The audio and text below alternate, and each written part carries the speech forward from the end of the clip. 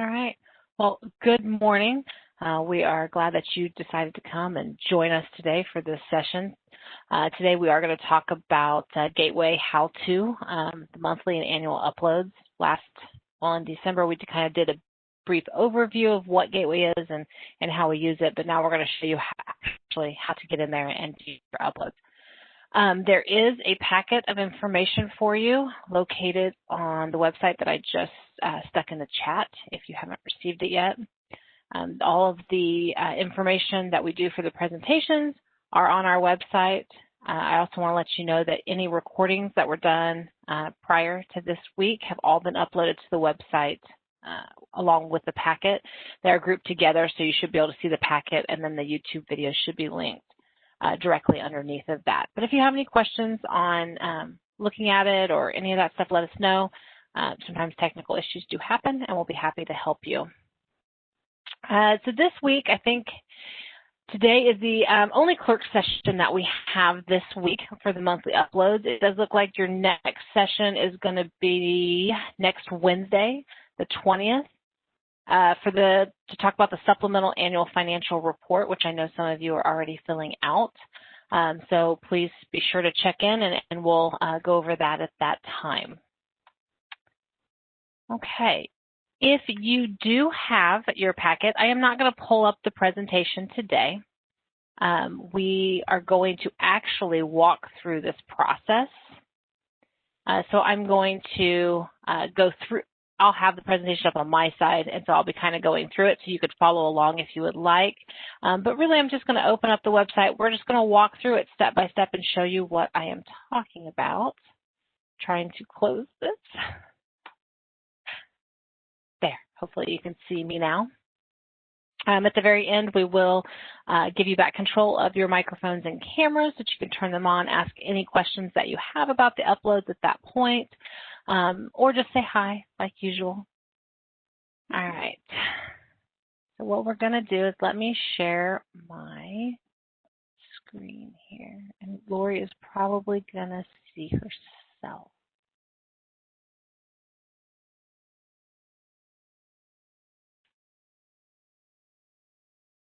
Or do you see my desktop? Do you see my desktop? Desktop.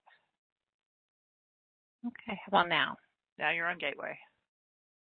Okay, it's right where I want to be. Okay, so we did, like I said, we did an overview on Gateway back in December just to kind of tell you how we use it, what it's for, but we didn't really navigate that website. So we wanted to kind of give you a training where it showed you really how to get into everything, how to do those uploads, and what actually needs to be uploaded for your specific office. So first I want to kind of address that back in 2018 is when the state examiner did a directive that required you to upload certain documents into the Gateway system. We have since amended that, so if you go back and look prior to what was required for December, there may have been additional things added, okay? That amended state examiner directive can be found on our website if you want, but it does, if you go to the user guides, it does give you the same information there as well. Well, the first thing that you need to do is you need to get access to Gateway. So if you have not gotten access to Gateway, you need to email the Gateway Help Desk. Okay, this email is in your packet, but it's Gateway, Gateway at sboa.in.gov. Okay, once you email them, you need to tell them your name, that you are the clerk of the county that that you're from, and that what your first day of term was. You also need to provide them with the outgoing official's name and their term, their last day of office. You also, if you have their email address, that is actually a great help to them. It helps them navigate to it quicker. But that way they will get you set up with a username and password so that you're able to log into Gateway and be able to upload these documents.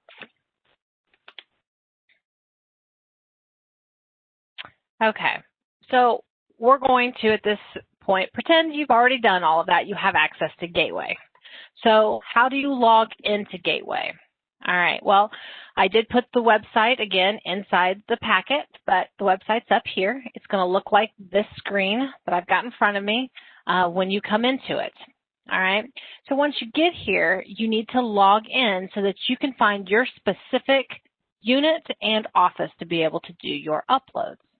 So if you kind of look up here at the top, there's kind of a little padlock, and it will say local officials log in here. That is where you're going to click. It's going to bring you to the login, okay? Now, again, this login is going to be unique to you. So you'll have your own credentials to put inside here. Now, when we talk about uploads, I do want to briefly talk about that being the clerk makes you the submitter. And that's really important because there can only be one submitter. All right, nobody else can be the submitter. It will always be the elected official for that office. So in your case, it will always be the clerk. The clerk will always be the submitter. But you may not be the one that is going to upload the documents that are required. In this case, you can do you can delegate the authority to somebody else to give them, I think, editing rights so that they're able to upload information. They can't do like the official, like, well, I guess in your case you're not really submitting, but they can upload everything, you can see it, but you will still be the submitter, okay? And that's really kind of important when we get into talking about direct requests. So I just kind of want to let you know, if you decide that you want somebody else to do the monthly uploads, you can email that Gateway Help Desk and say, hey, I need a delegation form. It is a form that they will send you. You will fill out who you want. You give them the authority to give them access.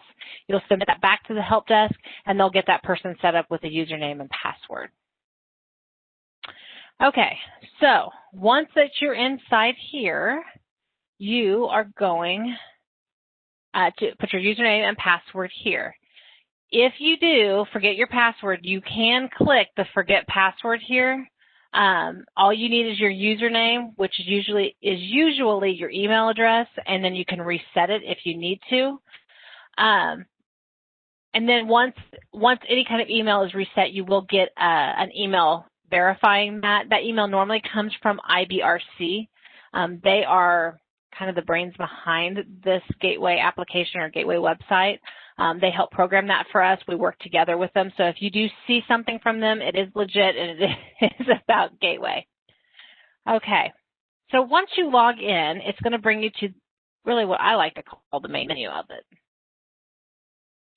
We kind of talked about in December that, we're not the only ones that use Gateway. So, you'll see some other agencies such as DLGF, you've got DWD down here, and a few others.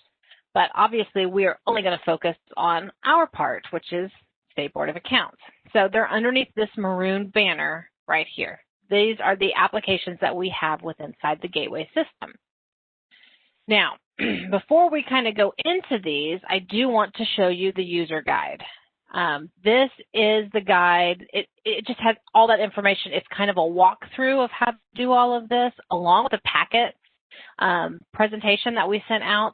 Those things can be used together when you're doing the uploads, or you can go back and rewatch this recording. We're hoping that there's going to be lots of resources to help you get what you need to be able to do these uploads. But I will say the user guide is something that Lori and I use as well all the time. But if you click on it at the top, it will bring you to this screen, which looks very similar to the previous screen, though these are just the user guides that are available. So for us and for you guys here, we are down here at monthly and annual engagement uploads. That is the user guide that's going to go through this whole process. If you click on it, it brings it up. It is, I'm just going to scroll through it very quickly, but it is a very lengthy document. But if you can see, it's got screenshots. It defines things for you. So if you don't know what something is, you can kind of go in and it will define it for you within there. If you don't want to scroll down, like I said, it is a lengthy document, but it's got some FAQs at the bottom. It's all just very, very good information. But if you just really have a question about monthly uploads, we do kind of have this up at the top.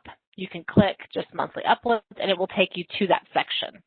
Okay, so again, just a very valuable tool, something for you to use if you have a question about an upload. This is always where we're going to suggest you start, because if it is a question Lori and I may have too, this is where we would start.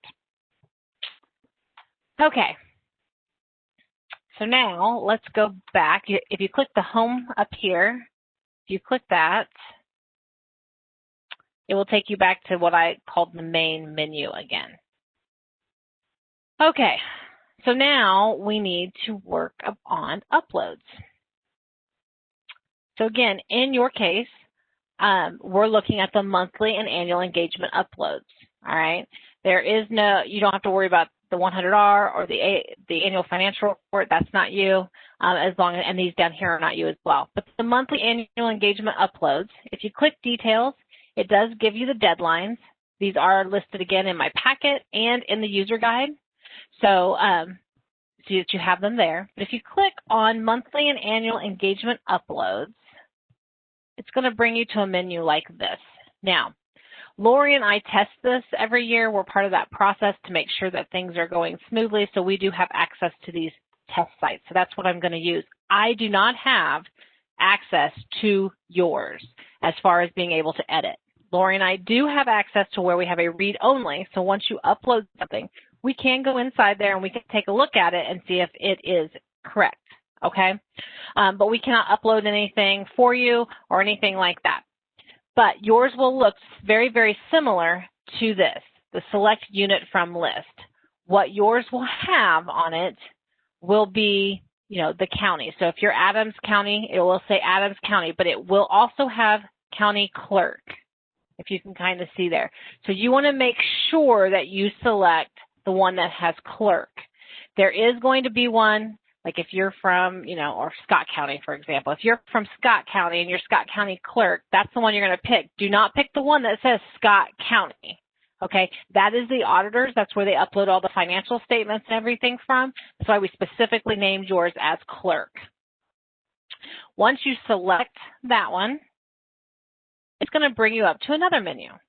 Well, like I said, we didn't start requiring uploads till 2018, so you can kind of go back to where it began here. You choose the year in which you are uploading, okay? So currently, if you went in, there's probably going to be 2021 on yours. We don't have that on the test one at this point, but you're going to be uploading for December of 2020. Actually, I think this month is November's of 2020's is due, and then I think next month is December's. You click on the year, and it's going to bring you to your screen. Now, before I show you how to actually upload these, I do want to kind of go over the required documents that are required to be uploaded. So for the clerks, you guys are required to upload your bank reconciliations. Okay, so this is the document that's going to show how you balance the bank statement balance to your ledger balance. All right, so we want that. That is your overall with your trust and your ISETs. Okay, so you're gonna have two of those. We want to see both bank reconciliations for that. You also are required to upload your monthly bank statements. So this is the document you get from the bank each month that shows the beginning balance, deposits, each check that is cleared, other activity, and the ending balance that the bank has. Okay, so it's the bank statements. The outstanding checklist needs to be uploaded. This is a list of checks that have been written from your office but haven't cleared the bank yet. They are used when you're doing your bank reconciliation. You have a choice with these things. Sometimes these three things are kind of one packet of information, and so it's easier to scan them all in as one and put them into the system. That is fine. That is fine. You can do it as one upload, or if you prefer, you can do it as three separate uploads, okay? It's really your choice. On that, we just need that information uploaded. The last thing that's required to be uploaded monthly is what we call the cash balance report. Now, we named it this way in the beginning to kind of give a generic thing because the State Board of Accounts prescribes forms. Well, we know that not everybody is doing manual forms. In fact, I'm not sure there's any clerks that are doing any manual forms. anymore. We all have systems, Odyssey, CSI, those kinds of things. So when you have computer software, a lot of times a report can be used in the place of a prescribed form. So what we're going to tell you is the prescribed form that's required, but you may need to work with your software vendor to determine what report you need to print out and upload that is used in place of this prescribed form. So the prescribed form for the cash balance report that we're talking about is the Form 46. I do have an example of it. This is the clerk's cash book and daily balance record. And it looks, oops, I can pull it over here. Hopefully you can see this. Lori, does that show up? Okay. Okay, so this is just a sample of what that prescribed form would look like, okay? A lot of the other reports that I have seen coming out of Odyssey and CSI are set up very, very similar to this, and so it's kind of easy to identify, but if you don't know, you just need to reach out to your software vendor and run through the available reports you have, and if you want to send Lori and I an example, we can take a look at it and see if it's what you need. But this is what you're going to be reconciling your bank to every month, okay? We want to know what that ending balance is in your ledger, and this is what your ledger is. There we go. Get that out of the way. Okay, so those are the 4 things that are required to be uploaded monthly. You do have an annual upload. I want to go over that as well because the upload process is the same for each. So for annually, at the end of the year, so you're going to probably be gathering that stuff, now, trying to figure out what you need to put up in there. And this is new. This is one of those new things that was on, is the County Court Trust Fund Subsidiary Detail. Well, we have received several questions on this. Basically, it's, huh? Or what is this? So we kind of wanted to go over that a little bit because you will be asked for this during the audit as well, which is why we are wanting it to be put. This is a very important document. So when we talked about your cash book, those are done at a kind of a top level. We're seeing the beginning balance, you're seeing the receipts, you're seeing the disbursements and the ending balances in total, okay? But the clerk has a trust fund, and this is where this comes in play. So you have your trust fund where you are holding money for another party, another person, somebody that you're waiting for the courts to tell you that you're to release. So you're holding it in trust. It's not the county's money, you're just holding it. So when you're entering that into your system, it's really just showing up on like a trust line, okay? You're not seeing the detail of what's included in that trust line. So what this subsidiary detail is it's a listing, okay? And we want this listing as of December 31st. This listing includes the name of who the money belongs to.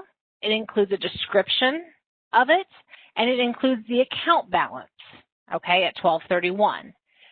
If you were to add the detail of all those account balances, they should agree to your cash book and daily balance record at the year end for trust. So it's really the detail of that ending balance. Okay, I'm hoping that's being explained well, but if not, let me know. We can kind of try and talk through it again. But it's just important. We want to know what makes up that balance, that we're keeping a record, and that all that money is assigned to the party it belongs to. Okay. We also are requiring the child support collection subsidiary detail at year end as well. Okay, so if you're holding money that hasn't been sent out yet, then we would like to know, we need a listing of whose that money belongs to as well. Okay. So now that we've talked about what you're required to upload and when, how do you do an upload? Okay, well, once you select your unit for the clerk and you select your year that you're uploading, it's going to bring you to a menu like this. You scroll down, and I'm going to scroll down a little bit further. Again, this is a sample one, so we didn't, fill all these in. We just play around to make sure things are working right. This down here is where all the uploads will go once you do it. But right here at the very top, this little section right here is where we're going to go to do the actual upload. So if you are doing a monthly upload, so you're going to upload your bank statements, your bank reconcilement, your outstanding checklist, and your cash book, you need to select the month for which you are uploading, okay? And they're all listed in this drop-down menu, okay? All right. So they're all listed there. You will select, I'm just going to say December right now. All right. Then you'll have to come over to the file type. We want to know, what are you uploading? So all the required things that you're required to upload are right here, okay? So if you are doing your bank reconcilement, bank statements, outstanding checklist, you would do it there. Again, you can do 3 documents separately, or you can do it all as one. It is completely your choice. But once you select it here, you have to choose the file. Now, I can't tell you where you save that file at, so please make sure that you know where it's at. Once you hit choose file, you are going, I gotta find where I put the sample here. Okay, so I have a sample bank reconcilement here. Okay, so you're gonna find that file, you click on it, and then you're gonna click open. Okay, once you click open, it should show up right here. If it doesn't, give it just a few. Once it's there, you have to submit it in order for it to upload. So you have to click the submit button. It's going to tell you at the top, you'll get a little window that the submit was successful. You'll hit OK. And if we scroll down, we said it was December. 2 Decembers, we're going to see that that bank reconcilement has come right here. Now, once you have uploaded something down here, you can download it to review it. So this little blue arrow down with the line, if you click that, it will, I don't know if you can see it, but down here at the bottom, you can see that it has put it down here. You can click on that. And it'll open shortly. There we go. It's going to open and show, well, this one says March, but make sure you put it in the right month. This will show you the bank reconcilement. So you might want to take a look at that. Make sure it's the document that you wanted to be in there before you're done. All right. Now, while you can download it, you can also delete it. So if you have uploaded it, you click that download button to review it, and you realize, oh, that is so not what I meant to upload, you can delete it. So this little red X right here, if you click on that, it will give you a warning, but it will delete your upload, all right? And you will have to redo it. If you see over here to the corner, under each month, it tells you what is required to be uploaded. Again, this is an older version, so yours will have, oh no, it is there. The trust fund's down in here. So it'll tell you exactly what needs to be uploaded. If you have a green check mark, it means something's been uploaded there. If you have a red X, it means nothing has been uploaded, okay? So that does not determine whether there's a finding or not. I do want to stress that. We do want to see all green check marks because we are in this remote auditing world, and we don't know when we're going to be able to get out of that and get back on site. And this allows us to get the records that we need so that we can review and do the audit offsite, being a little bit more efficient, okay? If you have done your monthly, but you need to do your annual, it's the same thing, okay?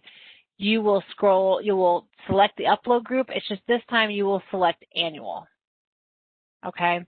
And the only thing that you're required to do annual are these subsidiary details. Same process. So you've got that. You will go, I do not have a sample of this, but you will, again, choose a file. You'll go through all of that the exact same way. I'm going to put the bank rec down in there. Here, I'll put the Form 46 down in there. And I submitted it. and it will go under annual, which is at the very, very bottom. I do want to also note that it does date and timestamp when you do the upload, and it does tell who actually uploaded it. Okay, so you'll see an email address there as well.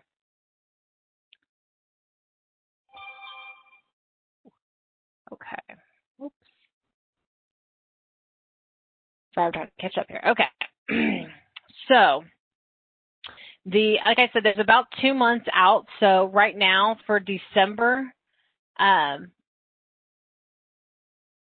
for the December files that just finished up, they will not be uploaded until February 15th. Okay, so it's about 2 months behind. So by January 15th, in 2 days, we should have November's monthly files uploaded. And then February 15th, we should have December's monthly files uploaded. The annual file, the subsidiary detail, is not due until March 1st. Okay. Now, we talked about the audit process. So what happens when we have a field staff in doing the audit? You have uploaded, well, it could be 2 different things. You could have either not done any uploads, or you uploaded it but it wasn't the right thing, or we find that we're needing an additional document that's not required to be uploaded. We have initiated this new thing called a direct request. And for some reason, it's not on this test one. So the direct request is what would happen during the audit. So the field staff's auditing your records, they're in there looking, and they realize, oh no, I need this report. They're off site. So this is going to give them a way to request that document from you, allow you to upload it, and allow them to see it without them having to come on site. So when they do a direct request, they will go in on their side, okay, and be able to initiate this direct request. Once they submit it, it will send an email to you. I don't know how many of you have this. I'm going to put this over here so you can see.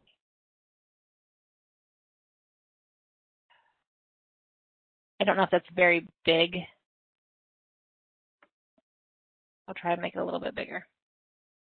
That's better. Okay. Oops, I just moved the whole thing. Okay.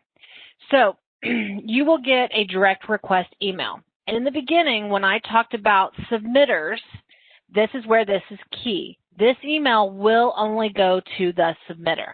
So if you have delegated to somebody else within your office to upload the files that are required, and there's a direct request that comes in, it does not go to them. It can't go to them. It will only go to you as the clerk, okay? So you need to make sure to monitor this email so that you can get it to the person and say, hey, they're requesting this upload to be done, okay? It's nice if you can reach out to your field staff and let them know, hey, I got that. Give them maybe a time frame of when you think it will, when you'll be able to upload it. You have to understand, we understand you have a job to do. And so we're not going to be demanding and say, well, we need this, you know, as soon as possible. We're going to work with you on that. So if you can answer the email soon and kind of work out a time frame for that, that would be really, really helpful to our field staff. You cannot reply to this email. I mean, you can, but it doesn't go anywhere. So nobody's going to see it. We're not going to know. So you really need to email your field staff. If you are unaware of who your field examiner is, you can either reach out to the auditor to get the information from them, or if they're gone or somebody doesn't have that information, you can reach out to Lori and I. We can find out who that is and then get you in contact with them. But this email that's generated will tell you basically what they are needing from you to get to upload. All right, and it is really done exactly the same way. So you've got a direct request.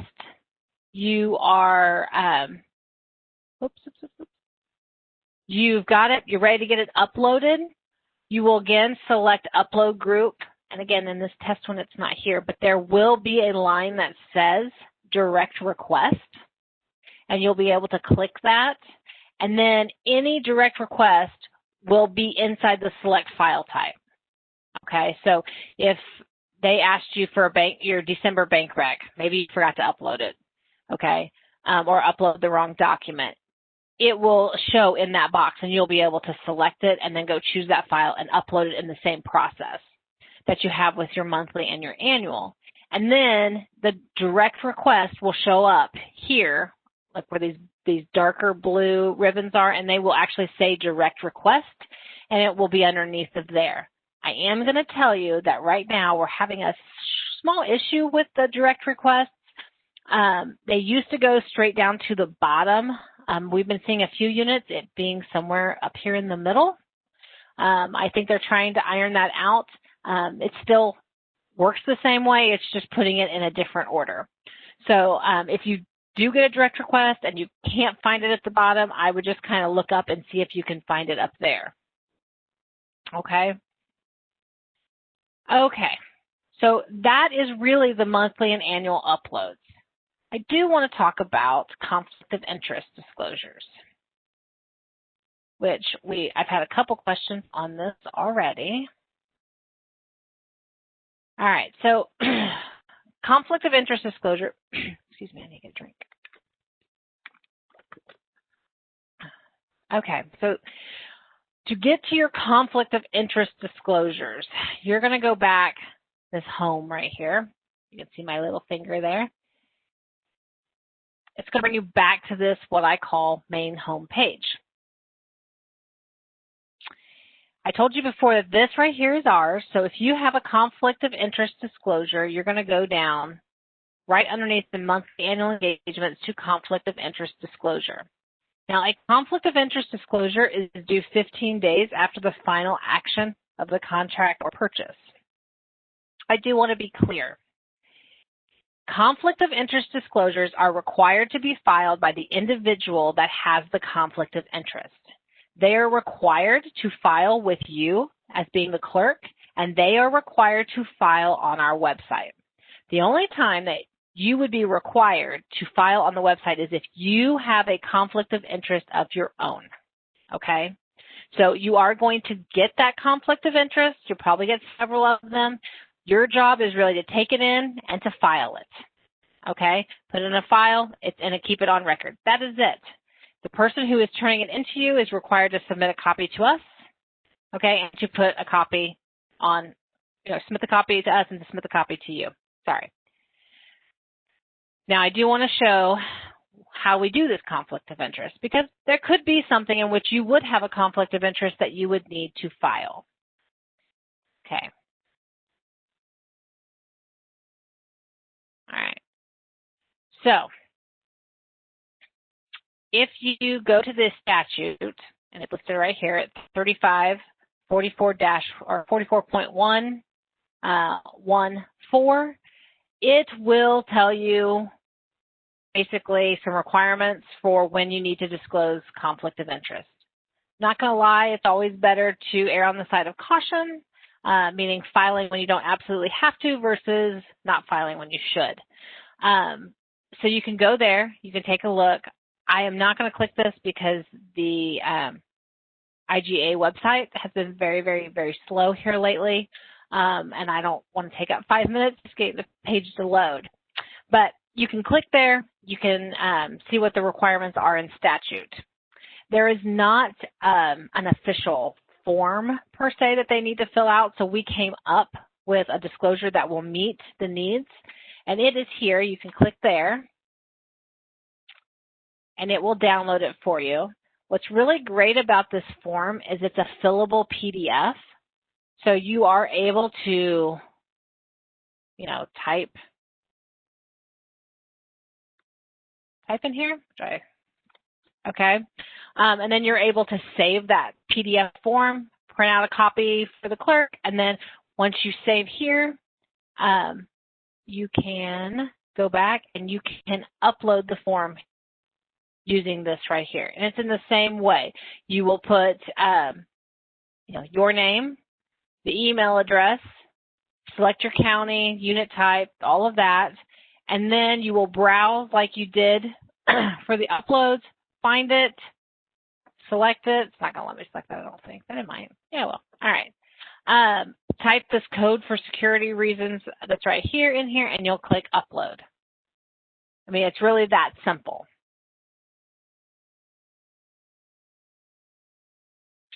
Okay. Wish I got done a little bit sooner than what I saw something come up. Let me stop sharing for a second.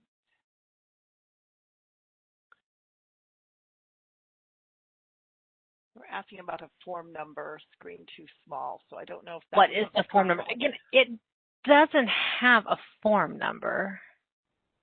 It does say state form number, I guess. It's just a uniform here. Hold on a minute. Let me share my screen again. That's not it.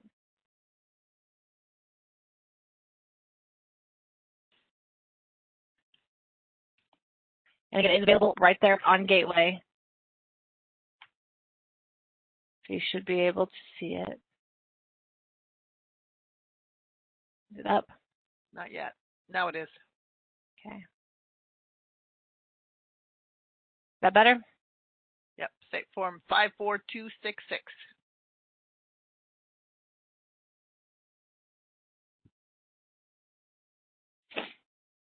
Okay.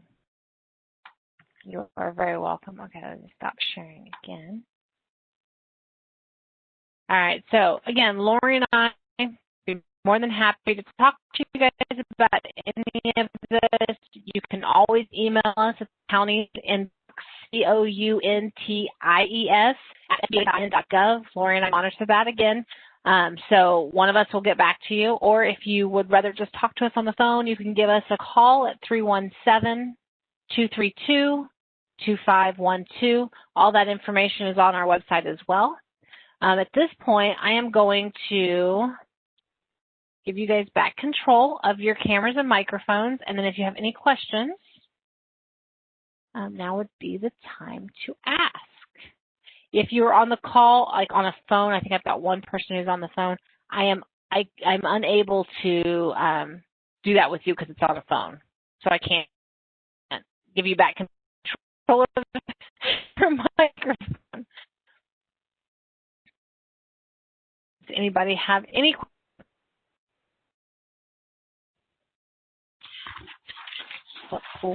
Hi, it's Wendy McLean. How are you guys? Yeah. Quick question on I wrote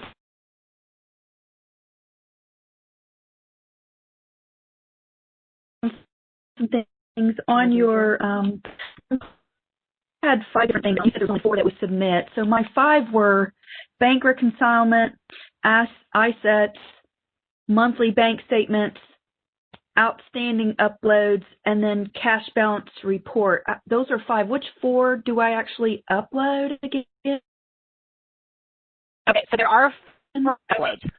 4 of them are done monthly. Okay. So your monthly ones are your bank reconcilements for both your trust and your ISETs.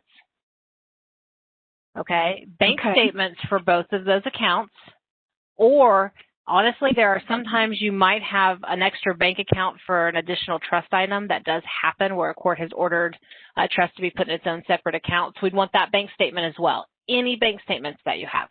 Okay. Outstanding checklists and cash balance report. Those are the 4 that are due monthly.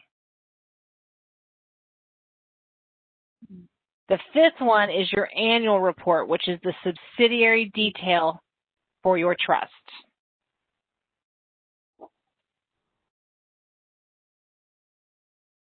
All right, that's what I need to write. Trust. That's just due annually December. Okay. Well, it's due March for December 31st.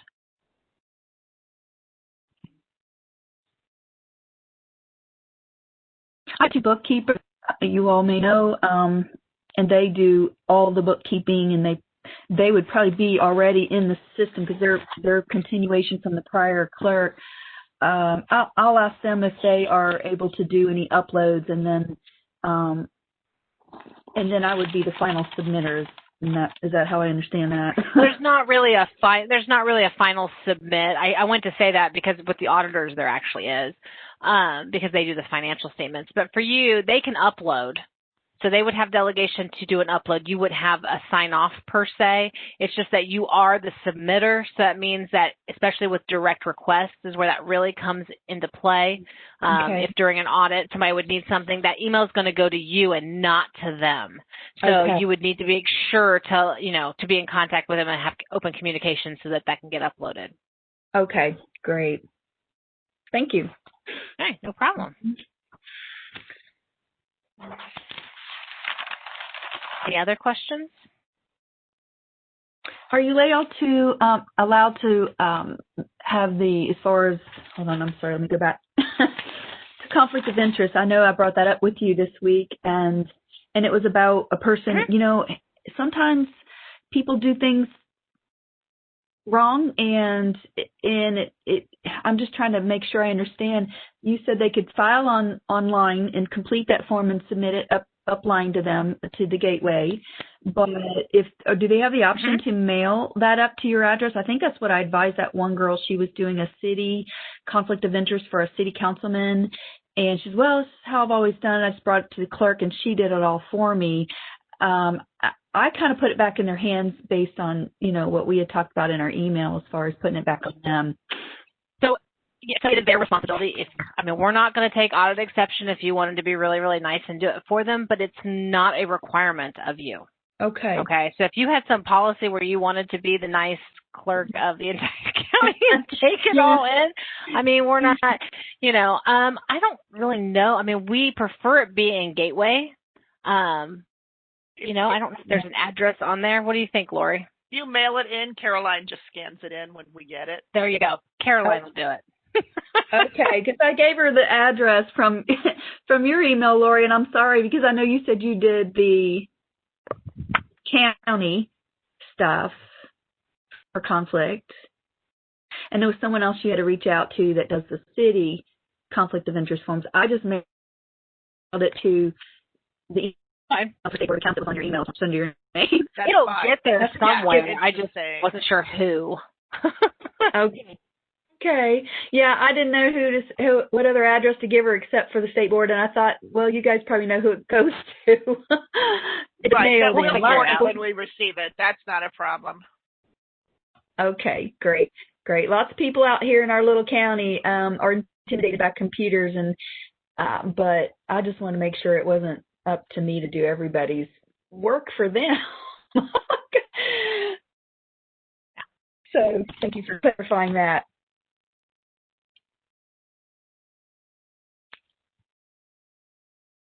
Anybody else?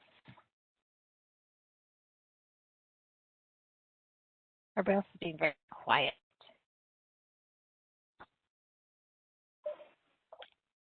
I just want to thank you guys for doing this. It's very helpful.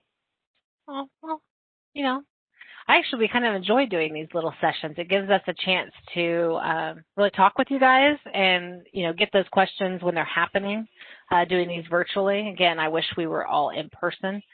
Though, if we were in person, we probably would have given you all this information in one day. And probably not as much information. So, in some ways, this is better. Yeah.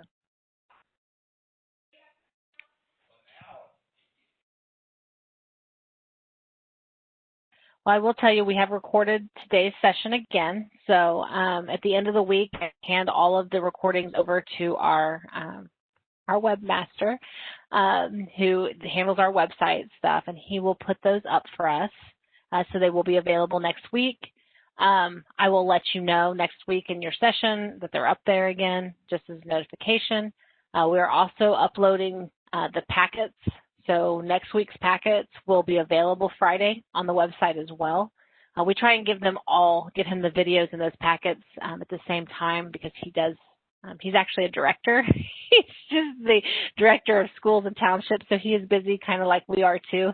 This is just another part of what he does. So you can be on the lookout on Fridays for that information. And like I said, if you guys have any other questions that come up over this, as you start doing that, Lori and I will be more than happy to talk you through it, either through a phone call or through email.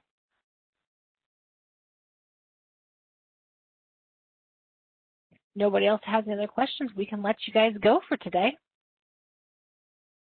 And let's see what I say next Next Wednesday? Next Wednesday. Yep, next Wednesday at 1 p.m. Okay. Well, we appreciate you all for tuning in, getting some of this information, and we will see you guys next week. So have a wonderful afternoon. Bye. Bye. Bye. Thank you so much.